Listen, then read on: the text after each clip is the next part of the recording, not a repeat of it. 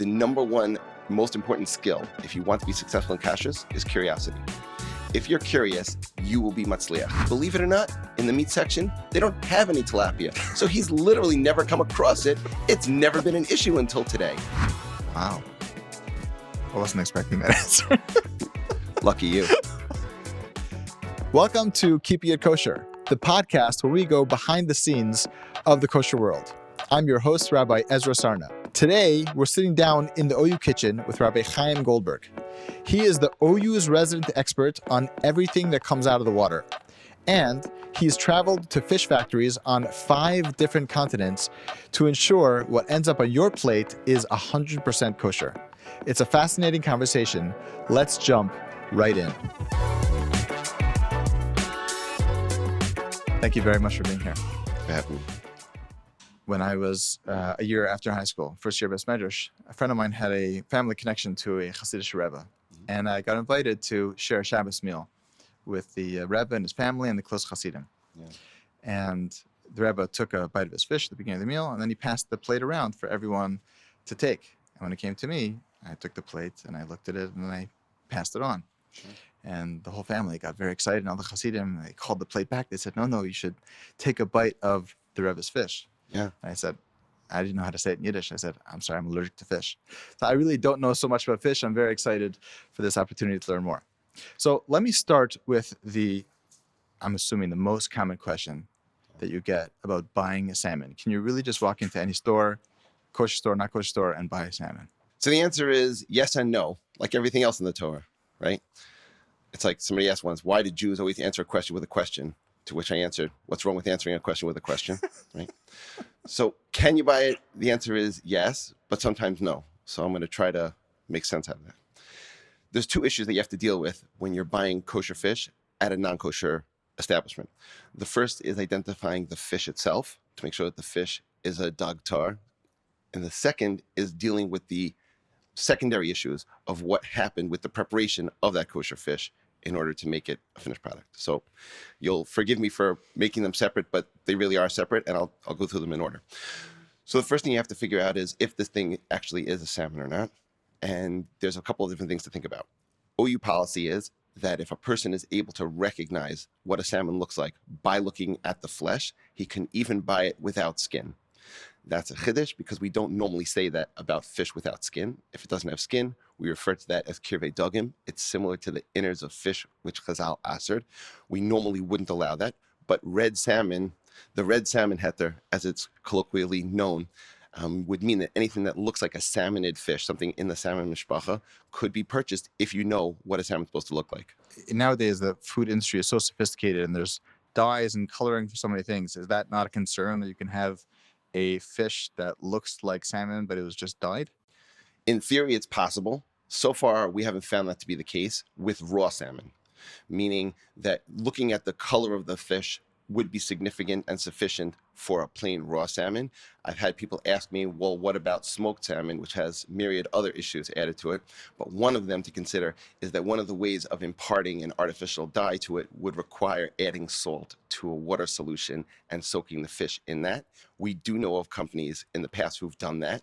When they were making an artificial or a fake smoked salmon, they would take another white-fleshed fish, soak it in a salt water dye mixed with certain red color, and that would come out looking vaguely like a salmon, especially if you put it in a glass jar and twist it slightly so that it's not laying flat so that you can't really see the flesh grain on it properly.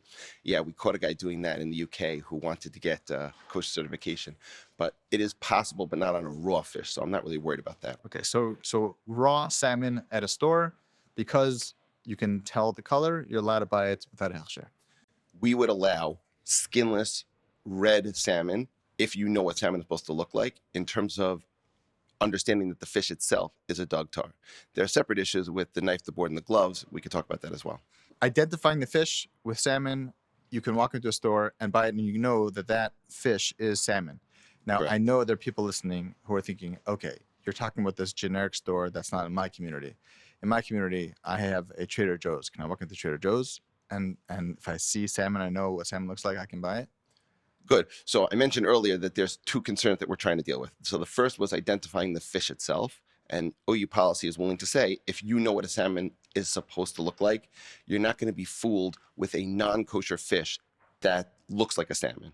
We believe, and Rebelsky had a long arichas on this, there is no non-kosher fish that looks like a salmon. There are other kosher fish which look like a salmon, so it is possible to get a substitution of a trout or an Arctic char or something like that, which might look like salmon, but it's not going to be a non-kosher fish. So that's the fish issue. In terms of the finished product, when you're going into a retail establishment, so then we have to deal with the second issue, which is, did the fellow who cut the salmon have non-kosher residue on the knife, the board, the glove, any of the other surfaces that may have come in contact with the fish before it got to me?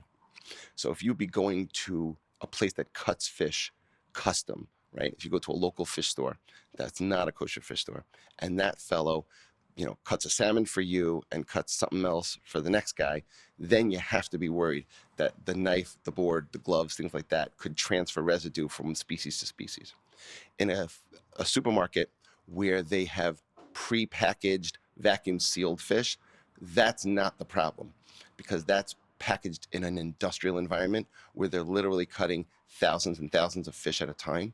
And the halacha is that we're not choishish for any remnant of any schmutz that would have been left from the previous production, even if the factory that was making that vacuum-sealed salmon yesterday was cutting up catfish, which is not likely for a bunch of reasons, but let's say even that happened. So there might be schmutz left on the knife, the board, the gloves, things like that. The first couple of pieces that he would cut the next morning might get that wiped off on them. Those pieces would be batel b'roiv, and the halacha is a chaticha ben chatichas is batel b'roiv. So we don't have to be choishish for any of that. So if it's vacuum sealed, clearly came from a place that puts these things on these plastic trays that they're vacuum sealed, you can tell it was done in a more industrial environment.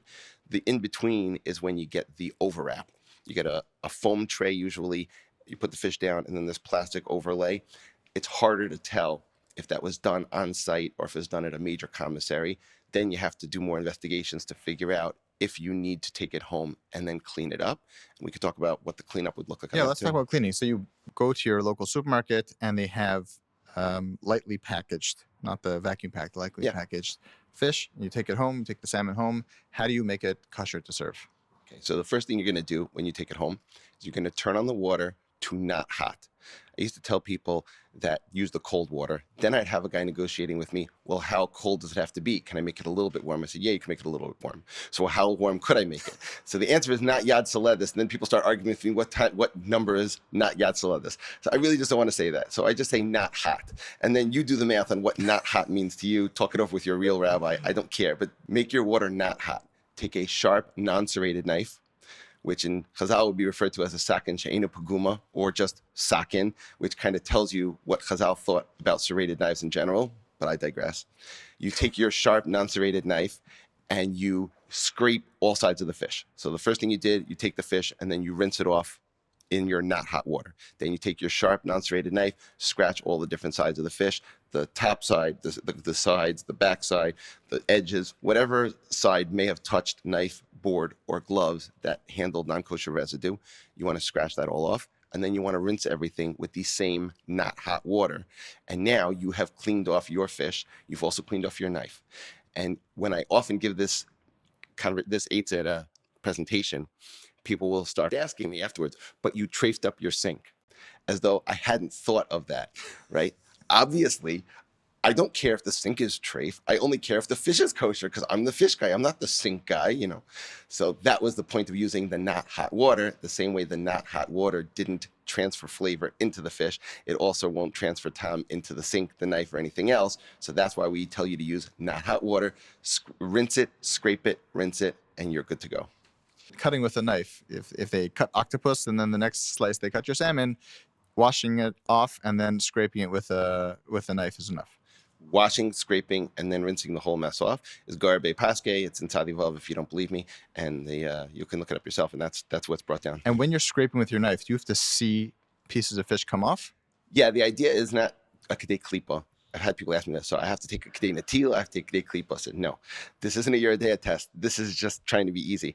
I said scrape it. So you have to scrape it enough to be able to get a significant amount of fish protein off. You have to see something come off because we're afraid that a little bit of the mamashas from the schmutz got into that top layer and you're just scraping that off. So as long as you're seeing at least some of the protein coming off while you're scraping it. You're not trying to make hachfleisch. This isn't a hamburger or salmon day. The idea is that you're just trying to clean up the outside layer. That's all it is. It's cold. There is no magic that's happening over here. Everything doesn't become treif. Let's not freak out. And before you get nervous too much, call the OU and we're happy to set you straight on that. And yeah. So it seems pretty straightforward. You buy the fish, you wash it off, you scrape it, wash it off again using not hot water. It seems people keep asking this question. It seems like there's an ongoing conversation. What are people worried about, or where's the confusion? Yeah, a lot of things that people may have heard one time in their life, they're not sure if they heard it right. Somebody, makes a suggestion that maybe that's not exactly right. Somebody's rabbi said something different. And in general, I mean, this is a good thing. When people are nervous about buying non-kosher or buying in a non-kosher environment and they're just trying to protect themselves and make sure that they're not ruining anything, that's not a bad thing. I mean, we support that. I found in general when I was going out of town and speaking to people about kosher fish, the out-of-town people have a much better picture of how to check a fish to know if it's kosher, meaning a non-salmonid species. They know much more about how to handle themselves in an environment that has non-kosher products around it. They know about washing and scraping, and they know how to about bringing their own knife and board to a fish seller in order to make sure everything is fine. People in town have very little knowledge of these things. Institutionally, we don't need to have it because we have kosher stores in every neighborhood, all kosher stores. And to the extent that many kosher consumers in town have less yediyas hatayra because it's just not nogei lemaisa. It's a nice sugya. It's a nice thing in theory. So, this is the difference between being a kashrus professional and being a regular dad, is that when my kids were little and we went on vacations, I wanted to go to out-of-the-way places and teach them stuff as part of the vacation. So we went to a community in the South that does not have a major Jewish community. They had a shul, but not a community. And I took my kids to the local Kroger supermarket, and I told them that we don't have dinner. I specifically did not bring food, and there is no kosher restaurant here. So we're going to find food in the local supermarket, and there is a kosher meat section, and we are not going to shop there because we have to see what it's like to live out of town, and what are you going to do? And we're makban on Chalav Yisrael. So we have to be aware of that, and I have to look through. And I remember my kids looking around and trying to find stuff and saying, like, almost all the beans are not kosher. There's only one flavor. I said, well, I guess that's the one we're going to have. And they were looking through the cookies. That the cookies are all dairy. I said, yeah, but if we're makban on Chalav Yisrael, we're going to have to find a parv one. And they went through, and guess what? We managed perfectly fine. And instead of taking them to a restaurant in a major Jewish community, they have a memory and a picture of what it's like to live out of town. They're not afraid of looking for things without hashgacha and learning how to handle them. So I feel like it's an important thing for people to be aware of, not just as a sugya to be aware of, but lemaisa, to put yourself in an environment where you have to think like a mashgiach, that you don't always have food on you when we're traveling around the world. And we have to figure out how to manage in our local environment. And part of that means buying fish at a non-kosher place and knowing how to avoid problems in order to keep kosher wherever we are. Sound like a good dad, besides for being good OU kashrus representative. Let me take that opportunity to ask you about yourself a little bit. How did you get to the OU? I am a product of the OU. I am OU certified through and through. I was 17 years old when I first got in with NTSY. I was a public school student a couple blocks up at Stuyvesant High School on the West Side Highway in Chambers Street, right at the corner. And when I was 17, I was on the Stuyvesant High School football team, the Peg Legs. And after school, You were a linebacker? I was not. I was a sit on the bench kind of guy. But I went to practice dutifully and wanted to be part of the camaraderie of the whole thing. Not very athletic, but all heart. Anyhow, so we had weightlifting in the off season. So it was January in 94. And coming out of weightlifting, you had to cross the West Side Highway to get back to the train. At that point, there's a pedestrian bridge over the West Side Highway, but it's closed, or it was at the time, closed late at night. I've heard that changed after the following incident. And we had to cross the West Side Highway, which has lights, but they're not great. And I was running after a colleague who was leaving practice, and he managed to make it across, and I did not. and I was stopped by a Nissan that left me flat on my face, and I got sent to the hospital, and they checked me out. A couple of broken bones, nothing terrible, but it did sideline me from going back to football practice, and I was, kind of sad about that. So one of my friends in homeroom suggested going to the Jewish club because it's a place to hang out. There are fun people there, and they have snacks, which is part of the magic of NCSY is that we provide friends and snacks. They kind of should advertise that. Come for the friends, stay for the snacks. I think they do. Maybe they do. Either way, it worked. And I came, and the speaker over there was a very engaging rabbi from the OU, Nissan Gertz. Hope he's listening to this podcast. And he spoke and explained a lot about Yiddishkeit. And I found it very attractive. And I went with them on a Shabbaton. And we went to Kosher Bite in Baltimore. And that was my first time consciously eating kosher food. And I was like, this tastes great. And my advisor was like, yeah. And I was like, I always thought kosher food was second grade. This is perfectly fine. And I was like, all right, I'm in. So what does that mean? So I'm in. Tell me what I have to do. And from there, from age 17, I've been moin of a hoilech with the OU, and I went to yeshiva, I went to kollel, and then right out of kollel, I got a job here. Wow. I wasn't expecting that answer. Lucky you. But you're so enthusiastic. Do you ever consider being a Rebbe in a day school? Was that on your radar, or you just had that taste from Kosher Bite and you? It's funny you should ask that. I actually kind of did always want to teach in the back of my mind. My mother, Allah Shalom, was a teacher. Baruch Hashem, now that I'm here at the OU, I was offered an opportunity to teach once a week at IVDU. The OU's Yachad division has a school for boys in upper division in Borough Park, which I am the proud teacher of Halacha Lab, which is a class that I give mostly about kashrus, but not exclusively, where we just try to take halacha concepts, make them very, very practical, reasonable, applicable, answer everybody's questions, clarify things that are not clear, and bring something that's very lemaisa to the boys' attention. So, yeah, I mean, I get to vent my desire for teaching, both in presentations about kashrus on behalf of the OU, and then once a week to my boys in IVDU. So, yeah. So the OU has an educational wing, and you go out to communities to educate communities about fish and other things kashrus. Yeah, there's an Ask OU program, which we do here in the office, training mashgichim, and we also go out to communities. We recently went to Florida. We were in Colorado. We've gone to Minneapolis and a couple of months ago. We've gone to a lot of different places. And sometimes the local mashgichim will ask me to make a presentation when I'm in their community while I'm there. So I've done presentations to the Mesivta in Little Rock, Arkansas when I was there. I did in Cincinnati, Ohio when I visited a mashgiach there. I've done in Dallas. I've done in other places. But yeah, I mean, I'm happy to talk about kosher fish stuff especially. And yeah, if there's an opportunity to speak and somebody wants to hear what I have to say, I'm happy to say it. Wow, that's fascinating. I didn't know that you were so involved in outreach and education. What is the main halacha about fish in terms of buying fish and eating fish? Okay, so when I'm giving my presentation, one of the things, especially when I'm speaking to kids, I like to ask how many people have a short attention span. And a lot of kids will raise their hand. And then I'll ask how many people already forgot the question. And then a bunch of other kids will raise their hand. I said, okay, for those of you with the super short attention span, here's the takeaway that I really need you to come home with. The definition of a kosher fish, practically, when you're trying to figure out if a fish is kosher, you're looking to check if the fish has scales that can be removed from the fish without ripping the skin. That's the Ramban's definition of a kaskeses. The Ramah brings it down halacha. That's the ikar that we're focused on. The Gemara in Chulin says, Kol sheyesh by kashkeses, yesh by snapir. Anything which has kaskeses, a scale as I defined it, will have snapir. So we don't have to check for snapir practically, but we do need to make sure. Fins. You don't have to check for fins. We don't need to check for the fins. What we do need to check is to make sure that it has scales that can be removed without ripping the skin.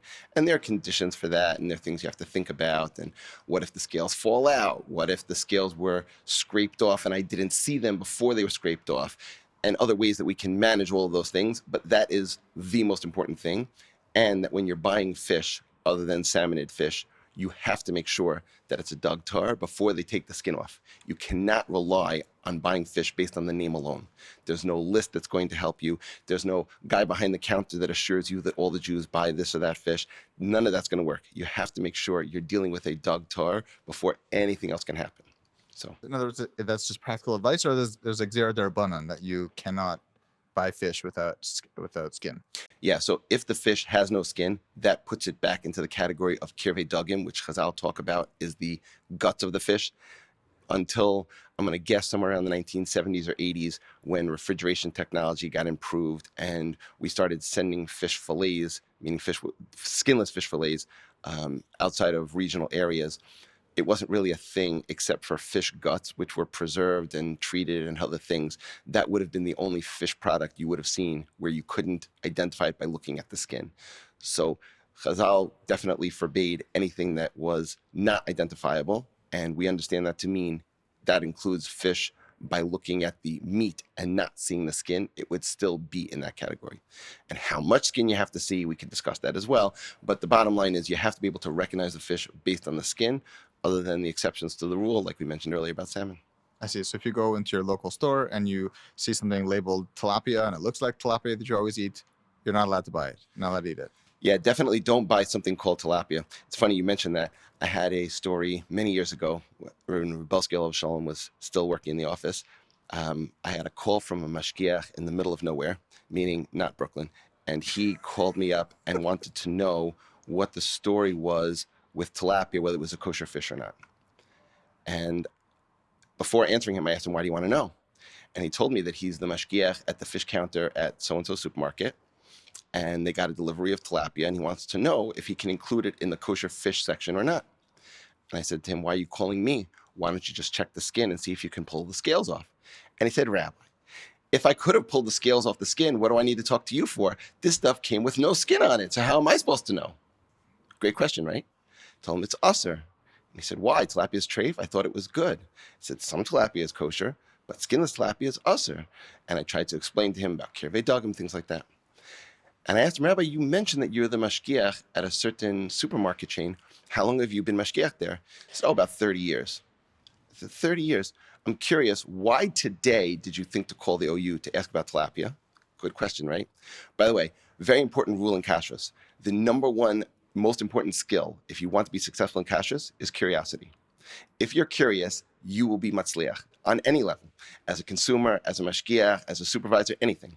But you have to be curious. If you're the kind of person that just takes an answer and moves on from there, you're not going to get very far. Maybe that's in other industries as well. I don't know. My whole life I worked in kashrus. I can't say. But I can tell you in every situation I've been in, being curious got me the most information over any other method I've ever tried. But I digress. So I asked the fellow, 30 years you're a mashgiach, today you thought to call, why is that? I said, because I'm the mashgiach in the meat section. And today the fish section guy didn't show up. So the manager said, you're the rabbi. We have enough kosher meat cut already. Go to the fish section and man the fish section. And I've never manned the fish section before. So today was the first time I had to deal with that. So to me, this is an important rule that people need to realize. People always want to know, is there a mashgiach? Is there a mashgiach tamidi? Just because you have somebody that looks the part doesn't mean he knows what he needs to know. And just because he's been a mashgiach for 30 years doesn't mean he knows anything about fish. Because, well, in 30 years, he must have come across it. Believe it or not, in the meat section, they don't have any tilapia. So he's literally never come across it. It's never been an issue until today. So that's why we ask questions. We want to understand. We try not to just answer consumers with what they ask, but try to dig down to exactly what it is they really need to know and make sure they get the right information. Because I could have just been flippant and said, tilapia is kosher, click, pick up the next call. But somehow the way the question was asked, I felt like there was more to it than that. And Baruch Hashem, I kept asking until I got to the point where I realized that this fellow was about to serve non-kosher fish and call it kosher. So I know that in certain areas of kashrus, we rely on strict government rules. I know that in the world of shatnez, labeling on clothing means very little. Are there government rules that we can rely upon when it comes to fish? So it's a funny thing because in many areas, we absolutely do rely on the government. We have standards of identity. We have systems that guarantee, proper inspections of factories for levels of cleanliness and care and things like that. When it comes to species substitution, which is the nice way of saying I'm selling you fish A and it's really fish B, the government themselves warns people. I think the FDA put an article out in 1992, and I believe it may even still be on their website. We definitely have a copy on our database of it, that the FDA has an article, is something fishy going on. And the point of the article was that species substitution is a rampant issue. Let's remind ourselves they're called fishmongers for a reason. And fishmongers will typically sell whatever they can at the best price that they can by doing whatever they can get away with and not get punished. And we find regularly that skinless fish is substituted in a way that benefits the seller by mislabeling it as another species. So that would potentially be a kosher concern if it wasn't that we subverted all of that subversion by requiring skin. When there's skin intact, we have no concern that this might be another non-kosher fish which just looks like a kosher fish. And because of that, we are taken care of in that concern. That's fascinating. So let me ask you this. You said it's as simple as taking a fish, checking if you can remove the scales from the skin. Are there any fish that are kosher that a consumer might have that will not have scales on them? Yeah, there are definitely fish that drop their scales when they come out of the water. There are some that do it in more dramatic ways and some that do it in less dramatic ways. For example, if you go fishing for sailfish, which I've never done, but apparently it's a thing, apparently the scales fly off in very dramatic manner. I've seen pictures of it and I've heard descriptions, but when sailfish are caught and they're being pulled out of the water, part of the fight includes the fish shedding its scales in every direction, which is probably pretty exciting.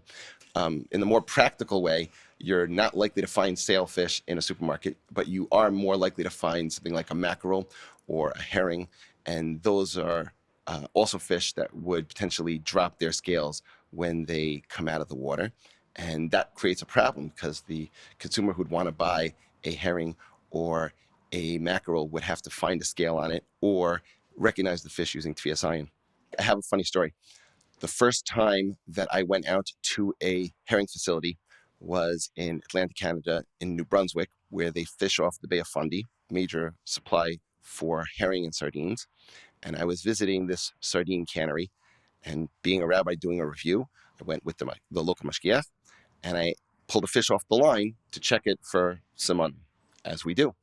And I pulled the herring off the line and started scratching it, and I found no scales on it. So, of course, I got very concerned because generations of my people have been eating herring, assuming that it was kosher, and it's looking kind of sus to me, as the younger ones would say. So I asked the lady in charge, what's up with that? And she told me that herring are one of those fish that drop their scales when they come out of the water. So I had asked her, wow, that must make a real mess at the bottom of a fishing vessel, which afterwards I kind of thought, that's a dumb question because a fishing vessel is always a mess. But all right, never mind. But it did lead to a great answer. So I asked her, what do you do with all those herring scales? Do you sell them to animal feed, things like that? And she said, no. They have a much more valuable use for herring scales. Herring scales are sold to the cosmetics industry. One of the uses for herring scales in the cosmetics industry is that you could grind up the herring scales and you could mix it with other forms of makeup in order to make it more glistening, so that, I guess, when you're applying the makeup, it shines in a certain way. I'm not sure exactly, but I know it's a thing, and I've asked other people if they noticed it. Like, yeah, of course. So you mentioned you went to New Brunswick. Have you been to other exciting places as part of your role as a fish expert? The great thing about dealing with fish is that fish tend to be in some of the most picturesque places on planet Earth. The OU has sent me to 5 continents so far. I have received offers to go to the other 2, but I declined Australia and Antarctica, both for logistics reasons. But I have been to Chile, Peru, Colombia, Ecuador. I've been to Trinidad. I've been to Canada, of course. I've been to Iceland. I've been all around Northern Europe to go see salmon and cod factories over there. I've been to Africa, to Uganda twice, to Senegal twice, to Ghana twice. I've been to the Philippines. I've been to Thailand. And yeah, the OU sent me around to some really exciting, beautiful places to go see. And these different factories fish. you're going to, they're not just producing fish, right? I mean, there's a lot of fish byproducts, right? Right. So most of those factories are not just making plain raw fish. They're doing what we call value-added product. They took the fish out of the water, they cut it, they processed it in some way to get more money out of it, right? The plain raw fish is just a commodity. The real money is when you cut it and prepare it, cut it and smoke it, cut it and can it, cut it and do something else to it. Yeah, so that's mostly what we're going to see. If it would be a plain skin-on fish sent to the United States with the skin still on, there's not much for us to see. But yeah, most of the products are smoked or canned or otherwise value added in that way.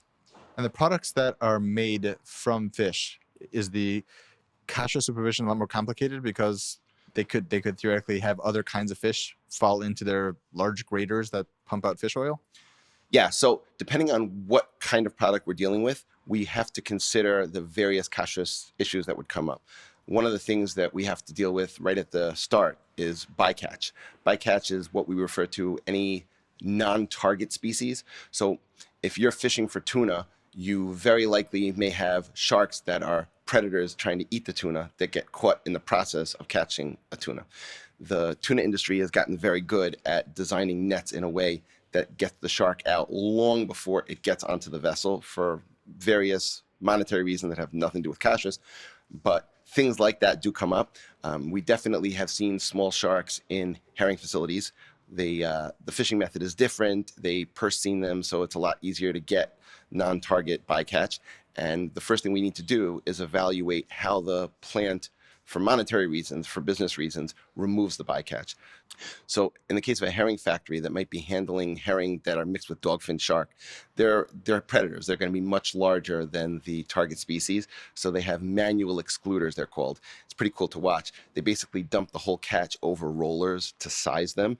And the sharks are going to be much bigger than even the largest sizer, so it's just going to roll right off and hit the floor. And I actually watched it happening once when I walked through the area. It was pretty cool to watch. And we're always going to look at what non-kosher could get into the factory and what systems are there to prevent that from happening. So if the factory has their own system for managing that, then we can work with their system. And then we monitor their system. That's part of what the mashgiach is doing when he goes to visit. We have had instances of factories that don't care about the non-kosher getting mixed in. So for example, you mentioned fish oil.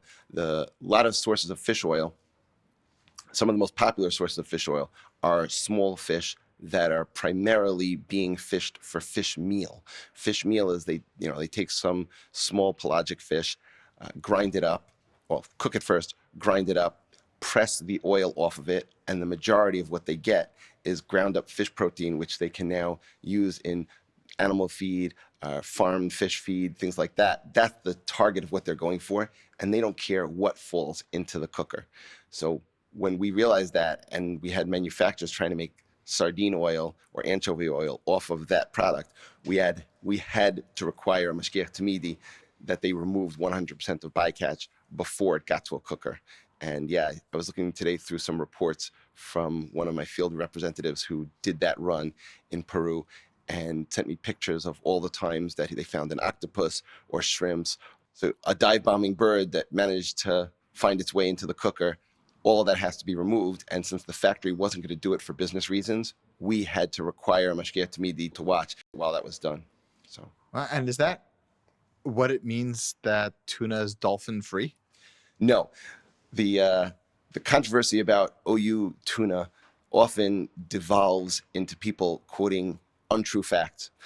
So I don't claim to be such a Baal Halacha to be able to argue with the greats that came before me on any of these issues. But what does bother me is when people misstate the facts, because the facts are available for any of us to know. And I've made it my business to make myself aware of the facts wherever I go. I've been to tuna canneries on now 4 continents. I didn't see one in Africa, but I have seen in all the others. And there is no dolphin that gets anywhere near a cannery for many reasons. The term dolphin safe is a government regulated term that particularly was referring to one of the primary ways of fishing for dolphins, which used to be to set your sonar on dolphins and then catch the tuna that were underneath them, figuring often when you find a dolphin, you find a buffet of tuna underneath the dolphins. So the tuna fishers would look for dolphins that are bigger and easier to find, put the nets underneath the dolphins, take the whole thing up in the process, they wouldn't be interested in keeping the dolphin, but a lot of times the dolphin would get caught in the net, get injured, get killed, things like that. So they created the dolphin safe regulations, which interestingly enough consists of a government mashgiach tamidi, not necessarily Jewish, not there for kosher reasons, who is confirming that there's no dolphin that was injured or killed in the process of bringing in that particular batch of fish. And if a dolphin was injured or killed in the process of doing it, they have to keep it in a segregated hold. So it effectively makes all that fish, not kosher relative to dolphin, and they have to be treated in a different way. They can't sell it as grade A tuna. There's all kinds of rules about it. There's really nothing wrong with the tuna so much as like a knas on the fishers for not being more careful to not injure a dolphin along the way. But no, there was never a dolphin that got anywhere near a tuna cannery for a myriad of reasons. And tuna plants, where they're taking tuna fish and putting them in cans, is that one of those factories that there's very little concern because the factory has a lot of internal processes that weed out non-kosher fish, or is that one of these in the category of one that needs high level of supervision? So in all of the years that OU has certified tuna canneries, we have yet to find an instance either our mashgiach or other mashgichim who are doing hashgacha tamidus at that factory ever found a factory attempting to put a non-kosher fish into a can of tuna. Not only that, they are super makbid for business reasons not to allow different species of fish to be used in the wrong can of tuna. I mean, the companies are very, very careful. Correct. So as a consumer, you might have come across two types of fish, light and white, which most people think is a quality issue or just a color issue, and it's not. In American law, only albacore tuna can be referred to as white tuna. Every other species that's commercially canned can be referred to as light tuna. The meat tends to be a darker color often. It's usually saltier. The texture is a little bit different, and it's considered less desirable. So they have different areas, the tuna companies do, of how they market and where. And apparently light tuna is mostly a Midwest thing, and albacore tuna is mostly a coastal thing, even though when I was a kid, we always ate light tuna, and I personally find white tuna to smell too fishy, and it turns me off. So we always had light tuna mixed with mayonnaise, and the idea of a tuna salad that's not light tuna mixed with mayonnaise still causes me to feel a little bit unsettled. It doesn't crumble the right way. It smells weird. I don't know. I'm not much of a fish eater, which many people find surprising. I had a guy say to me the other day, "But you're the fish rabbi. Why don't you eat fish?" I told him, it's a funny thing. You're an accountant. Do you eat tax returns? So I want to go to some common questions that people ask. A common question that I get, I'm sure others get, I'm sure you get the most, is grilling fish. You have a home grill that you normally grill hot dogs, hamburgers, steaks, and now you want to grill your fish. Can you grill the fish directly on the same grates? Can you put a plank on top and grill your fish? What are the halachas about that? So personally, if I have questions to ask my fish, I would ask them politely. I wouldn't grill the fish. That's my personal attitude towards questioning fish. But if a person wanted to cook his fish on a grill, I would imagine he would have a concern that his grill is normally used for meat. And we don't, at the OU, allow fish and meat to be cooked on the same grill. We're concerned about the flavor of the fish and the meat getting mixed with each other. We have a concern about that. And I understand others are not concerned about that, but that's the normative answer that we would give if somebody would call the OU. I mean, the Gemara says that you cannot eat meat and fish together, right? Right. You can't eat meat and fish together. There's a question, I believe it's a Magen Avram that talks about this, that maybe it's Nishtana Hateva, because we see that practically people eat meat and fish, meaning, I guess, non-Jewish people eating fish and meat together and not getting sick. So the question is, if you tell me it's a danger to the human body, The then Gemara says the concern is danger. right, it's danger. It seems to be specifically danger of tsaras. That's my understanding of it. But it seems that it's also referred to, at least in some places, as an actual sakana that might cause people to feel physically sick in some way. And we don't see that happening. So it would seem to imply that Nishtana Hateva, things have changed. And the OU uses that idea as a sniff to be mitzdaref in a case of something like Worcestershire sauce, which is a sauce that can, not always, but it can include anchovies. The standard of identity of Worcestershire sauce, yes, I did look it up. The Code of Federal Regulations, that's where you find everything, does allow but not require anchovies to be added in Worcestershire sauce, which is why the fancy ones will have it and the cheap ones will not have it.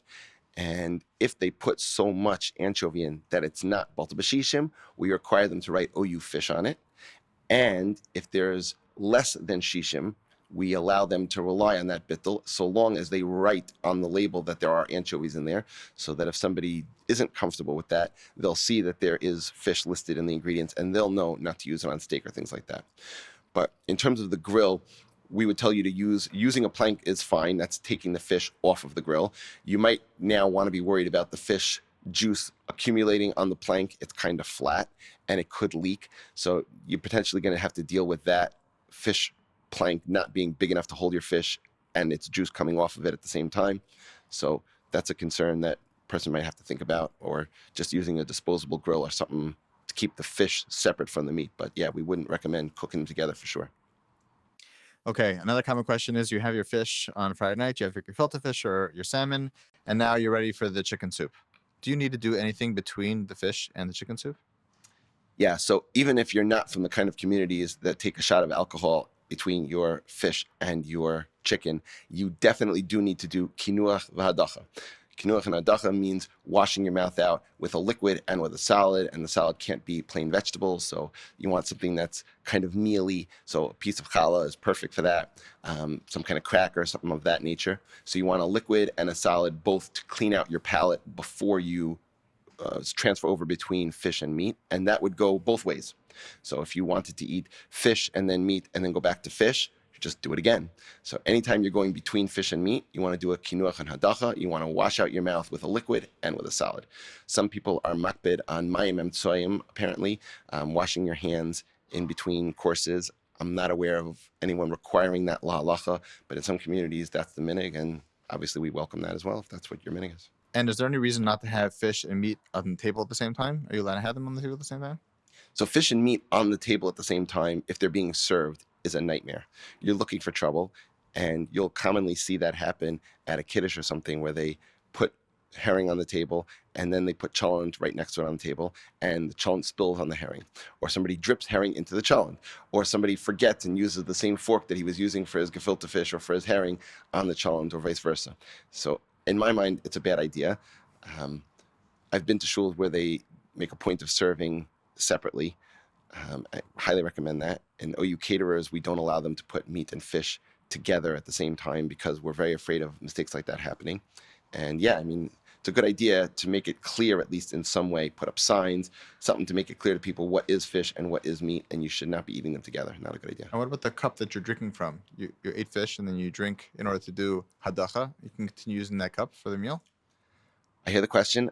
I've never heard it asked before, and my understanding was that we don't require separate cups, so I'm guessing that whatever small amount of fish that might have been left on the cup might not be a problem. I do remember somebody commenting once, watching me drink water while I was eating the fish, that how was I drinking water while I'm drinking the fish, that's also sakana. Apparently, in some communities, you're not allowed to drink while you're eating the fish, and then I guess that would obviate the problem.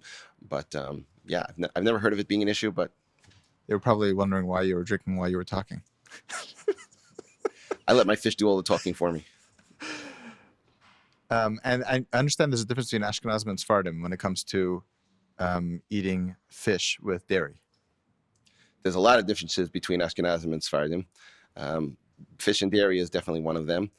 I have a son-in-law who's Chassidish who also won't eat fish and dairy together because that's apparently the minhag in Stalin and other places. So, but yeah, I mean, the Beis Yosef definitely seems to discuss the idea of fish and milk being a sakana the same way that you and I would think that meat and fish are a sakana. So, Sephardim would require kinuach and hadacha between fish and milk. Yeah, but that's the least of their problems. They also can't understand why Ashkenazim live for bagels and lox with a schmear, because I've seen my son-in-law do mayonnaise instead of cream cheese, and he doesn't really understand what he's missing out on in life. Okay, let's move on to the next. Wow, I'm really having this good with this one. Listen, we're not Sephardim. The only joy we have in life is bagels and lox with a schmear. Thank God that wasn't taken away from us. You have a woman who is, she bought fresh fish at the local fish counter, and she cuts it open and she finds a worm. Does that mean that the fish is treif? What do you do in such a situation? Okay, so there are different kinds of worms. whenever we're dealing with worms in fish, we have to figure out where the worm came from. But so long as it started in the fish and remained in the fish, you would be allowed to eat it as long as it remains inside of the fish. Which, by the way, if you're eating Alaskan salmon, you're eating anisakis. I'm just telling you, no matter what anyone ever told you about you eating farm salmon, you're clean. But if you're eating wild salmon, canned salmon is almost always wild. It'll say Alaskan salmon or British Columbian salmon. It's definitely wild salmon. And if it's wild, it has worms in it. And Rebelski used to tell me that people who want to be strict about worms in fish must eat only farmed fish, because he thought it was obvious and absolute that every wild fish must have some sort of parasites in it.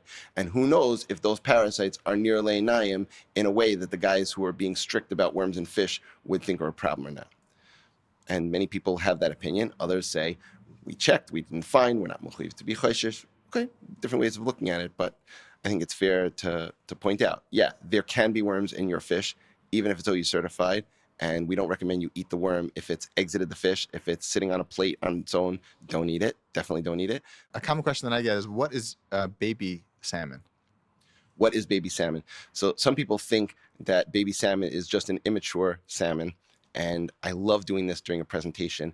I have a fellow who prepares fish specifically for me for presentations, and my order includes one up, one down, which means I want to see flesh side on one fillet and skin side on the other next to each other in the same overlaid of a foam package. So that way I can show somebody this is a baby salmon on both sides and this is a regular salmon on both sides. And I show them the comparison that the flesh doesn't look quite the same and the skin looks very different. So you can see it's not a smaller version of the same species. A baby salmon is just a marketing term for steelhead, which is either a trout, salmon, or a min b'fnei atzmai. It's a machlekes ha-fishermen, I guess, of how to taxonomologically determine whatever to call it. But steelhead it's its own thing. It is not, it's in the salmon mishpacha, it's a salmonid fish, but it's not salmon. So no, your baby salmon isn't a salmon. The term baby salmon, by the way, is a very frum thing. You don't find it very much outside of frum circles. Most other places just refer to it straight up as steelhead. And it was a great way of marketing steelhead to people that weren't familiar with it. Originally, it was cheaper than salmon, and people were willing to try it for that reason. And when they found out that the texture was great, the taste is great, and it's slightly different from salmon, in most places, it's now more expensive than the OG. Go figure. Okay, I'm sorry to veer from the halachas of fish, but we're going to go to probably the second most common fish question, which is, what bracha do you make on sushi? So I make mazonos on sushi for a very simple reason. I don't want to eat the fish, and I don't even want to taste the fish. The fish is just kind of there so that I'm not just eating rice and people are staring at me. So by me, it's obvious and pashut that you make mazonos on it, because I just want the rice with the soy sauce and whatever other sauces you got over there, because I'm a big sauce guy. I've heard people suggest that maybe you should split it and make two brachas on it. I also was told that Shechter also thought that sushi should be mazonos. So I'm pretty confident in what I do, and I recommend that everybody make mazonos on their sushi. Brain of flushes at the end. So in anticipation of this episode, we reached out to our listeners to see if they had any questions. So now we're going to hear some questions from some of our listeners.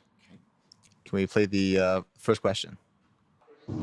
So I normally eat fish before I have meat, but can I have fish after I have meat? And am I able to go back and forth? Say I'm in a sushi restaurant and I have a fish appetizer and a meaty entree. Can I then have a sushi roll after that? Okay, that's a great question. I'll tell you why it's a great question, because it literally just happened to me this week. We had a event where we were eating fish and there was meat being served, and I had to switch between them.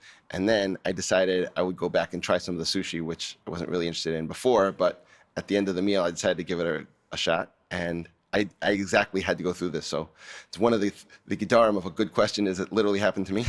So it literally happened to me. So let me tell you, the process of going between fish and meat is pretty simple. You need to do kinuach and hadacha. You need to wash your mouth out with a liquid and with a solid. It's got to be something not like a vegetable, something a little bit mealy, something like a cracker, bread, something like that.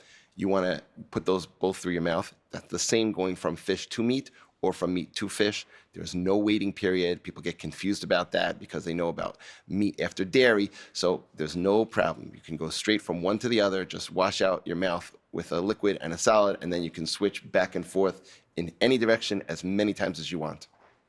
Okay, let's do one more question. Here we go. Hey, I have a question about cooking fish and meat in the same oven. First, can fish and meat be cooked in the same oven at the same time?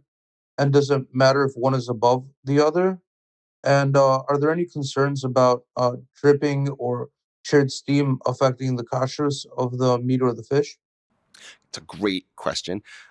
We do find in Shulchan Aruch a discussion about cooking meat and dairy in an oven at the same time. There's nothing that I remember seeing about meat and fish at the same time, although I'm sure it's discussed. I just don't remember where it will be. But the concern would be the same idea that we would have about eating meat and fish together at the same time, and you'd want to avoid the reicha and the zaya coming off one to the other. And the way you would do that is by covering one or both of them and preventing that from mingling in the oven. Maybe you want to cover both.